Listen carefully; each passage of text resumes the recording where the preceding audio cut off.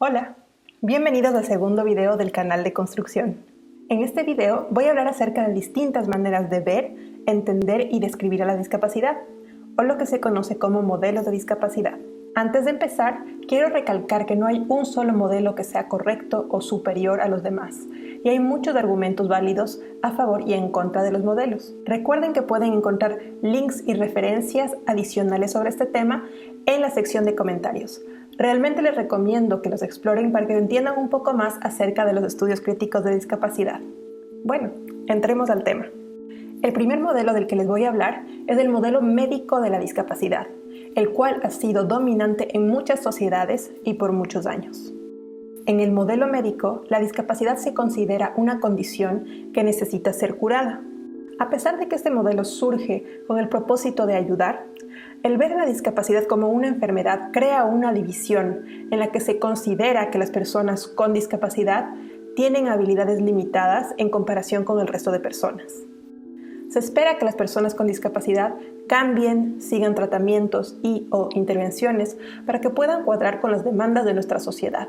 Por ende, esta perspectiva pone mucho peso en el individuo al esperar que supere las barreras de su discapacidad. Quiero recalcar que este modelo no es algo necesariamente malo. Muchas personas con discapacidad buscan curas y tratamientos que les ayuden y más bien protestan por una falta de investigación científica sobre ciertas condiciones. El segundo modelo del que les voy a hablar se llama modelo de la tragedia personal y va muy relacionado con el modelo caritativo. En este modelo, la discapacidad es tomada como el resultado de un evento terrible que le ocurre solo a ciertas personas desafortunadas. Por ende, las personas con discapacidad son vistas como víctimas que deben inspirar pena. El problema con este acercamiento es que inhabilita y discrimina a las personas con discapacidad. El modelo de la tragedia personal inspira sobreprotección y la idea de que personas con discapacidad no pueden tomar sus propias decisiones o gestionar sus propios asuntos.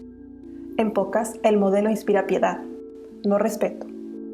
En relación con este tema, les aconsejo que vean el video No soy su fuente de inspiración, muchas gracias, por Stella Young. Ahora voy a introducir dos modelos que suelen confundirse con facilidad. Voy a empezar con el modelo social constructivista. Este modelo plantea que la discapacidad no es real o inherente, sino que es construida por la sociedad. Probablemente se pregunten, ¿cómo puede ser creada la discapacidad? Lo que propone el modelo social constructivista es que si la discapacidad fuera real, no variaría en el tiempo, el espacio o entre culturas. Veamos un ejemplo. En el México precolonial, los mayas veían a la discapacidad física como algo sagrado. Los jorobados y los enanos tenían atributos semidivinos y las deformidades óseas y amputaciones eran comunes en la población. La discapacidad estaba normalizada en la cultura. ¿Ven cómo contrasta esta visión con el modelo de tragedia personal? ¿Notan cómo la cultura y el tiempo crean realidades totalmente distintas en cuanto a la discapacidad? El hecho de que la discapacidad sea construida por la sociedad quiere decir que también la podemos deconstruir. Este modelo se suele confundir con el modelo social. En el modelo social, la discapacidad existe, pero no es algo limitante. Es la sociedad la que impone barreras físicas y socioemocionales que impiden que las personas con discapacidad puedan desarrollar su potencial. En otras palabras, es la sociedad la que vuelve difícil tener una discapacidad.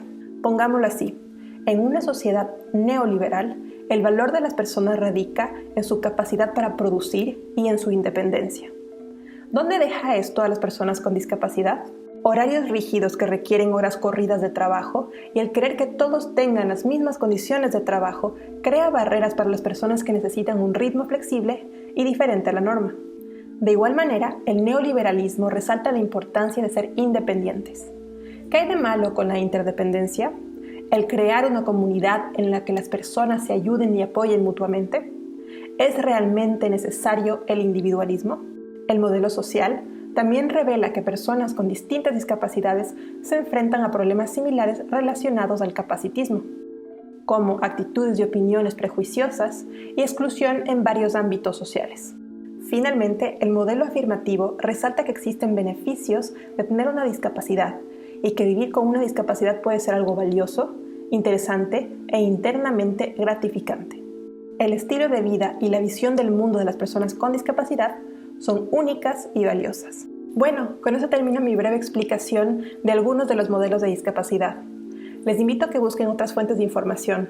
Recuerden que hay algunos links en la sección de descripción. Gracias por ver este video y hasta la próxima.